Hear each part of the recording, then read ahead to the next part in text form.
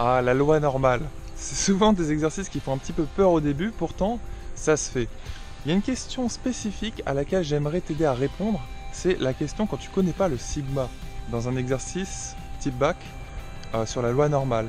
Et tu connais le mu, il te donne cette espérance, tu sais le mu c'est souvent la lettre grecque qui est associée à l'espérance de ta loi normale, mais tu ne connais pas le sigma, ce qui est souvent la lettre grecque représentant l'écart-type pour une loi normale.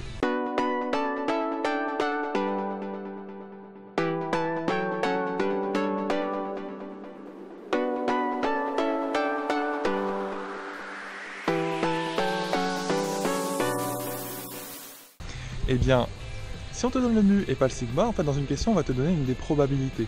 Par exemple, P de grand X compris entre 2 et 4 est égal à 0,98. Tu vois, par exemple, on peut te donner ça. Tu connais le mu, mais tu ne connais pas le sigma. Imaginons que le mu soit égal à 3. Ça veut dire que 2, tu vois, c'est avant 3, c'est 1 à une distance de 1 de 3, que le 4, il a une distance de 1 de plus de 3 de cette espérance. Et donc, tu peux visualiser sur la courbe, sous la courbe en cloche, cette R entre 2 et 4. Et cette R entre 2 et 4, c'est justement égal à cette probabilité de 0,98. Donc à ton avis, quelles sont les valeurs des probabilités P de X inférieur ou égal à 2? Tu vois, c'est la partie gauche, sous la courbe, alors c'est peut-être là pour toi. Et quelle est la probabilité que P de X soit supérieur ou égal à 4? Tu vois, il y a une symétrie en fait. Regardons ça sur un dessin. Tu vois là, j'ai fait la courbe en cloche de la densité en fait correspondant à cette loi normale de paramètres mu égale 4 et de écart-type, en fait d'écart-type inconnu. Et bien là, tu vois qu'au milieu on a une probabilité de 0,98. Ça c'est P de X compris entre 2 et 4. Et la probabilité à gauche, qui est P de X inférieur ou égal à 2, c'est tout simplement 0,01. Et de l'autre côté, pareil à droite, c'est la même, 0,01, parce qu'on a une symétrie en fait. On a une symétrie, le 2 et le 4 sont à une même distance autour de la moyenne 3. Et donc tu vois vraiment, tiens, il y a une petite souris là-bas.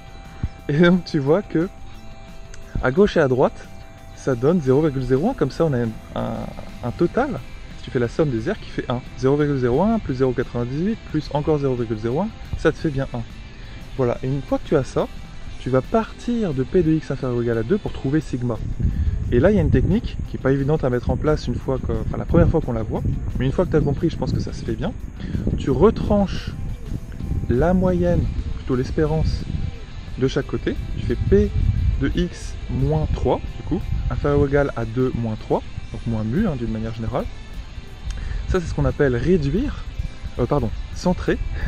C'est centrer ta variable pour que l'espérance de cette nouvelle variable soit égale à 0, et ensuite tu divises par le sigma qui est inconnu. Et là tu obtiens P de X moins 3 le tout sur sigma, inférieur ou égal à 2 moins 3, c'est-à-dire moins 1 sur sigma, est égal toujours à 0,01 ça. Et une fois que tu as ça, eh bien tu vas dans ta calculatrice, parce que là tu sais, en fait, d'après un théorème du cours, tu sais que X moins 3 le tout sur sigma, c'est une variable aléatoire que tu peux noter grand Z par exemple, qui suit la loi normale centrée réduite, qui suit la loi N01. Et là, tu vas dans ta calculatrice, dans ce qu'on appelle le menu inverse, et tu tapes tout simplement area, donc c'est sur Casio souvent qu'on appelle ce paramètre. Là, on l'appelle area, c'est l'air sous la courbe en fait, la partie gauche, et c'est 0,98, non pardon, c'est 0,01 ici, et tu rentres comme sigma, tu rentres 1, et comme mu, tu rentres 0. Parce que là, on est face à une variable aléatoire qui suit N01. Ça marche? Et ce que tu vas obtenir, c'est quelque chose de très simple, tu vas obtenir cette borne-là, qui est le fameux moins 1 sur sigma, tu sais, le 2 moins 3 sur sigma.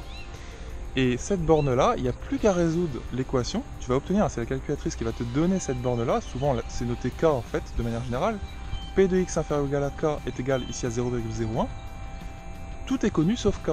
Et la calculatrice va te donner dans ce menu la valeur ou une valeur approchée de K.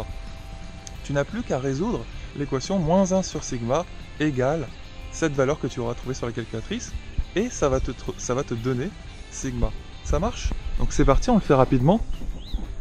Hop, donc voilà, là on va trouver ça sur la calculatrice et ensuite, eh bien, tu résous la petite équation pour trouver sigma. Voilà, c'est un petit peu difficile à faire au début, mais c'est vraiment une question fréquente, je la vois très souvent dans les annales. J'espère que tu sauras faire ça, et je te dis à la prochaine dans une autre vidéo.